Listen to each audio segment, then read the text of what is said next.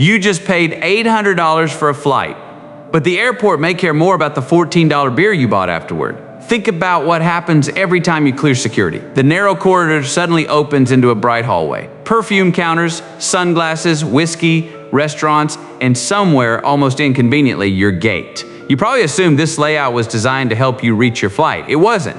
The modern airport isn't designed to move you. It's designed to monetize the time you spend waiting. In 2024, airports worldwide generated close to $195 billion in total revenue. And a huge portion of that money came from something that has almost nothing to do with airplanes: parking, restaurants, retail, duty-free. The airport has quietly become one of the most effective captive shopping environments ever created. And once you understand how it works, that long walk to your gate starts looking very different. Because you're not just a passenger, you're a customer, and somebody has calculated exactly what you're worth. Every airport is secretly running two businesses under the same roof. The first is the obvious one. Airlines pay to land, they rent gates. Passengers pay terminal fees through their tickets. This is called aeronautical revenue, roughly 54% of total airport income globally. But aviation infrastructure is brutally expensive. Runways cost billions. Terminals need constant maintenance, and many of those fees are regulated or capped. So airports discovered a second business, non-aeronautical revenue, everything happening around the airplane: retail, parking, advertising, duty-free, lounges. This slice makes up roughly 37 to 40% of airport revenue worldwide. In North America, it's already passed 50% and more than 70% of operating profit at major airports. And here's the key distinction: aeronautical fees are regulated, and aeronautical revenue, largely unregulated. Airports price it however they want. To the aviation side, you're a passenger who needs transporting. To the commercial side, you're a customer who's already passed through security, arrived early, and can't easily leave, which makes you incredibly valuable. Imagine opening a coffee shop where none of your customers can visit another neighborhood, they can't drive somewhere cheaper, they can't even walk outside without going through security again. That's airport retail. The median rent for retail space inside a terminal runs around $172 per square foot. Food and beverage locations close behind it, $135. Rent comparable to the most expensive commercial real estate on the planet for a shop selling bottled water and phone chargers, which sounds absurd until you understand what those stores are buying. They're not buying square footage, they're buying passengers, millions of them, every year. People with time to kill, limited alternatives, and a psychological excuse to spend. You're going on vacation, you're bored, your flight is delayed, you forgot your headphones.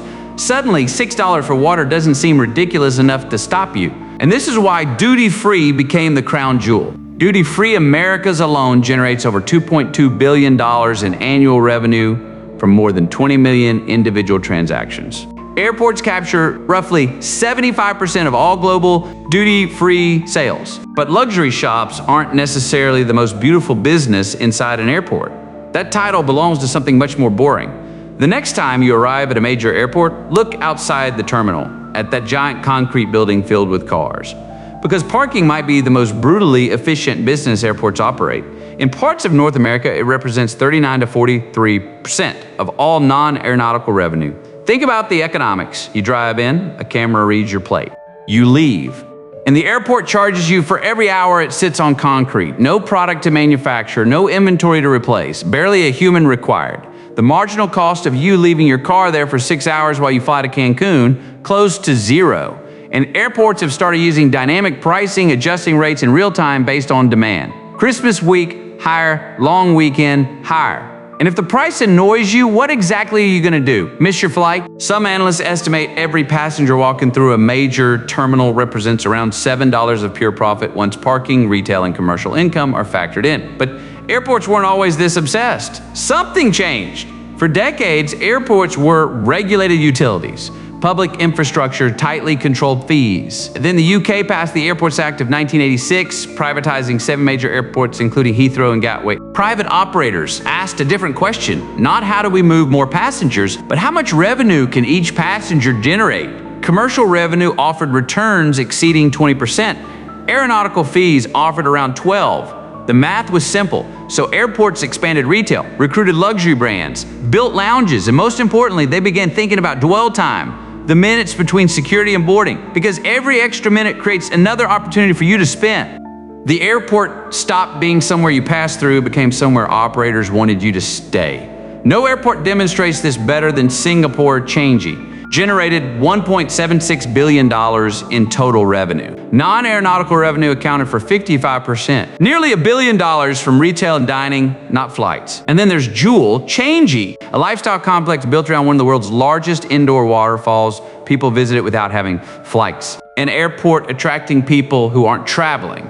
That's the logical endpoint of the model. Heathrow reported £1.2 billion in retail revenue alone in 2024. More than many airlines earn an entire year. Frankfurt unveiled a 12,000 square meter retail zone with 64 stores inside a single terminal. These aren't terminals with shops inside them. They're shopping districts with airplanes parked outside.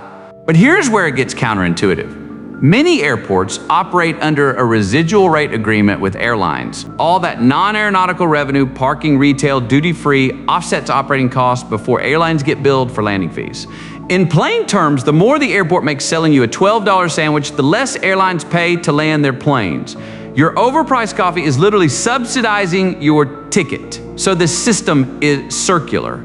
Airlines bring passengers, passengers buy things. Commercial income supports infrastructure, which explains the paradox at the industry center. Airports are high-margin retail businesses trapped inside low-margin infrastructure assets. And in the US alone, airports face $174 billion in infrastructure needs over 5 years, a gap of $27 billion per year. So they have an enormous incentive to monetize every single passenger, which brings us back to that walk after security.